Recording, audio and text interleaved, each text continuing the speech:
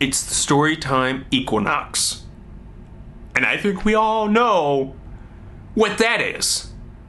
It's a made-up event just to give me a valid reason to tell a story. You ready? Our story is set in the summer of 1996. Back when cartoons were a lot less stupid and one can of soda could keep you up all night. When we were kids. You remember that? When I was a kid, I was a camping kid. I would camp all the dang time. I would camp. I was a camper. When family vacations, camping.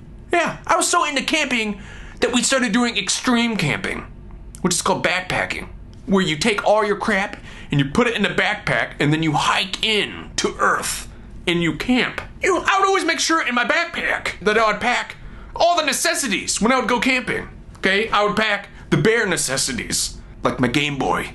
Okay, leaving home without that is like trying to diagnose an illness on WebMD. You just don't do it. My toilet zipper.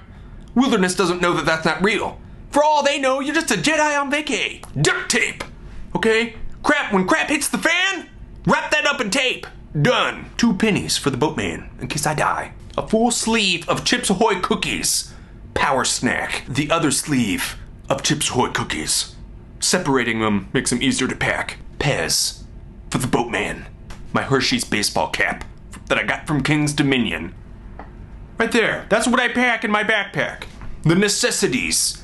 And if I have any other room, I pack all the boring stuff like food, clothes, first aid, Somehow I would always have like way too many socks. Can I say something? What a freaking paid socks were for a kid. At least for me. Maybe it was just me. I don't know. But I don't even think kid socks existed. Maybe my parents just kept buying me adult socks. I don't know. There was always so much room at the tip of my sock. You had this like it was like a dirty Smurf hat. And I would always have this tip flapping around. My foot could only rent out a third of the sock.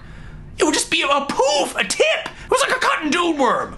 Just trying to fill the empty void with Jolly Rancher bits and stick mulch. But when I was a kid, I had this fear of a spider crawling into my sock and messing with my toes. When you're out backpacking, you are in constant hand-to-hand combat with nature. You gotta do what's necessary, okay? I would tape the end of my sock to my long johns, okay? Because I didn't want any spiders messing with my toes. Toes don't need to be messed by anything. I know what you're thinking right now. Long johns in the summer? This guy must be mad. You might see long johns. I see cotton chainmail. So with all that being said, I went on this backpacking trip in the Smoky Mountains. I begged my parents for my own tent. Okay, this would become my first piece of real property. And it was a solo tent, a one-person tent. I would be sleeping in my own tent. I was 9. This was like the biggest thing ever. So I would always make sure that I camped further away from my parents when I got my own tent. Because I wanted to be like viewed as my own man, So this one night, I doze off. And we're in the middle of nowhere. I mean, just out in the thick of it, okay, in the Smokies. I wake up in the middle of the night. I don't remember really why I woke up, but I remember hearing like rustling and like this strange clicking noise. I see something nestled at the top of my tent. So I pull out my lightsaber from under my pillow. Yeah, slept with it, okay? Felt a little bit safer knowing I had a lightsaber under my pillow. So I hold up my lightsaber, right? And I hit the button.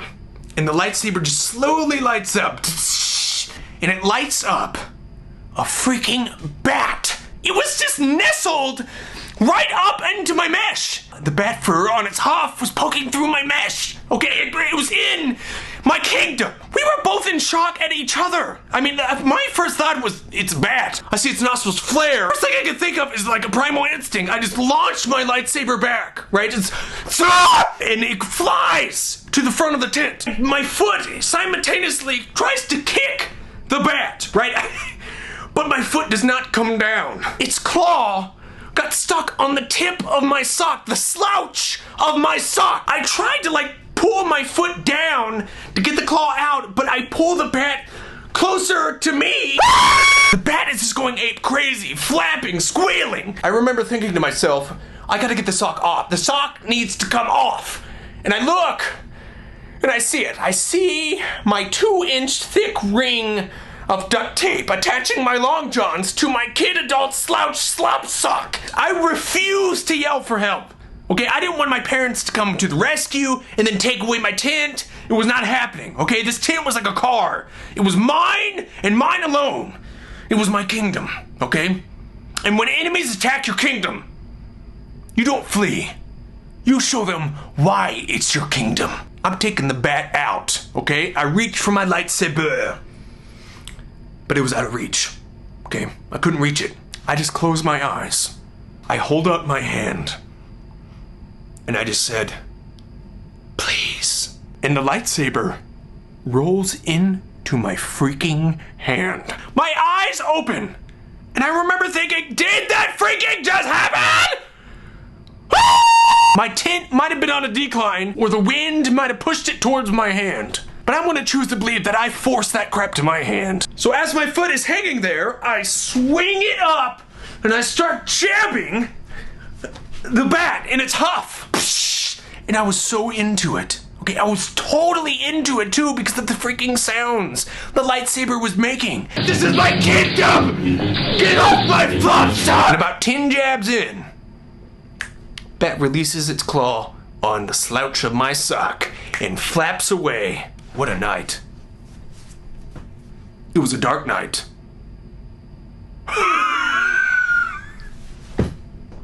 Ow. I just hit my funny bone. He's wearing long johns in the summer? Wow! What a crazy bat skates! What a crazy bat skates! Who does that? Who slips it on the long johns and just goes and sleeps in the summertime? I turned into Bill Cosby in the Jello. You eat the Jello, and then you get to put it